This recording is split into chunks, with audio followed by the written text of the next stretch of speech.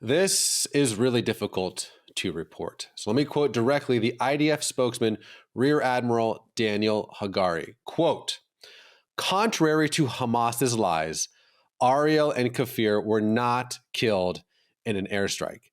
Ariel and Kfir Bibas were murdered in cold blood by terrorists. The terrorists did not shoot the two young boys.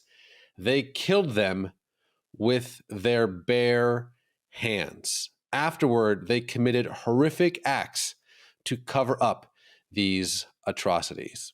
And here's more from the IDF spokesman. This assessment is based on both forensic findings from the identification process and intelligence that supports the findings.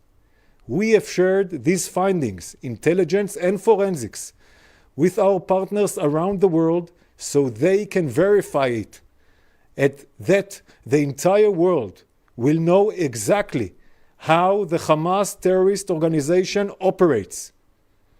Ariel and Kfir were murdered and then yesterday returned in a cynical and cruel ceremony in Gaza. Kfir Bibas, who was meant to be returned with her children to Israel yesterday as part of the agreement, was not returned by Hamas. Hamas lied and violated the agreement. The body that Hamas falsely claimed was Shiri was not hers and not of any other hostage. Instead, Hamas sent over the body of an anonymous woman. This is a further evidence of Hamas' barbaric cruelty. I'm joined by CBN's Billy Hallowell. Billy, what are your initial thoughts? My initial thoughts on this are, I mean, it's so horrific. It's hard to even have words, right? Because you've had this trauma, this event that is unimaginable, this entire time, the entire world praying for all the hostages, but in particular, these children, right? These young children, and hoping and pining and praying that they were alive. And to find out they're not, traumatic enough, bringing back everything from October 7th that has been just so difficult to process. And then to hear these details, these alleged details that these babies were killed, these children were killed with these terrorists' bare hands. It is absolutely the most unimaginable evil. And that's the only word that can come to my mind as I think about how any human being could do that to anyone, let alone a child. I think what this past few days has really brought into absolute clarity is this is not just a military war. This is a PR battle. If you look at this poster that Hamas put up with their last parade, let's call it, it says, quote, the war criminal Netanyahu and his Nazi army killed them with missiles from Zionist warplanes. They don't care about them at all. This is all PR. They realize just how bad this looks for them, for their audience. What is important for folks to realize is that this whole battle is being waged for a public opinion, and the fact that they were strangled, for lack of a better word, these babies with their bare hands, and then mutilated them to look like they were killed in a war. It shows in such graphic clarity what this actually is. This is a facade to build up emotional support. And you think Hamas cares about the Bibas family?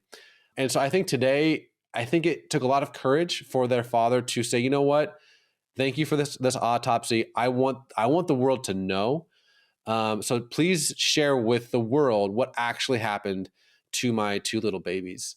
So I think today is just a day for mourning and sadness, but also resolve to not close our eyes to the, keep using this word, PR battle that is this conflict, and to look at everything with not just your physical eyes, if I may, but also spiritual eyes, to discern the heart of what's actually happening here. Does that make sense, Billy? No, it makes absolute sense, because what we're talking about here, the underpinning of everything you just described, is that this is spiritual in nature. I mean, this is so beyond anything. It is such a heinous evil, right? To be able to do any of this, if we are not understanding the context of what is happening and what is driving it, we're not able to understand what's really going on here. And this is far more than a geographic dispute, a religious dispute, some sort of, this is obviously a historical dispute, but it's also a spiritual one. And you are very literally looking at the battle between good and evil, and you are watching it play out. And the fact that we even have to talk about this it's so traumatic for everyone, but we have to, so that people understand what true evil actually looks like, the face of it. And it is exactly in this story. As I've talked about with you, Billy, I've been to Israel many times, but terrorist attacks and the intifadas and the stabbings and the rocket attacks but for some reason, not for some reason, very clear reason, the Bibas family, the news of the Bibas family has rocked and shaken and disturbed and broken and shattered my Israeli friends like nothing I've ever seen. I've talked to them when more people have died, when bigger attacks happen. But this, I've seen grown men weep. I've seen, tough guys speechless. This really has become the most heartbreaking thing I think I've had to watch when it comes to my Israeli friends. It's innocence, right? I mean, children are off limits. They should be off limits, right? You have this level of the horror of itself, of October 7th and everything that happened. And that's just one event in the ongoing abuse and horrific treatment of the Jewish people, but really a traumatic event. And then you have children. I mean, a baby, even more than children, this little baby. And you just think, I mean, there has to be absolutely no inkling of any moral compass left in any human being to do anything like this. And I think that's what makes it so traumatic, is that an innocent child would be treated in that way. Go ahead. No, I think the huge distinction is, and this is a distinction that people don't like to talk about.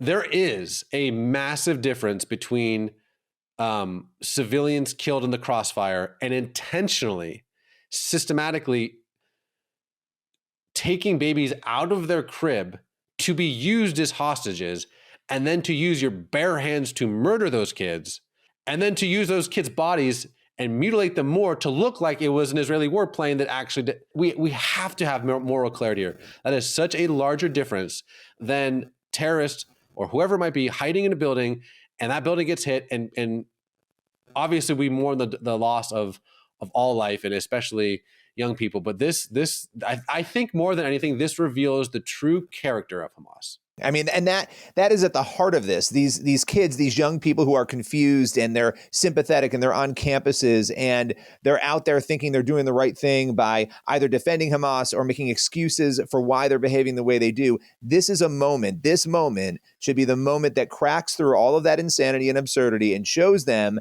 what Hamas really stands for, who Hamas really is, and what this battle is really about. Oh man, this is heavy. Billy, thank you for joining me on this horrific day. Obviously at CBN, we will be bringing you the news as soon as it happens, because it is happening rapidly.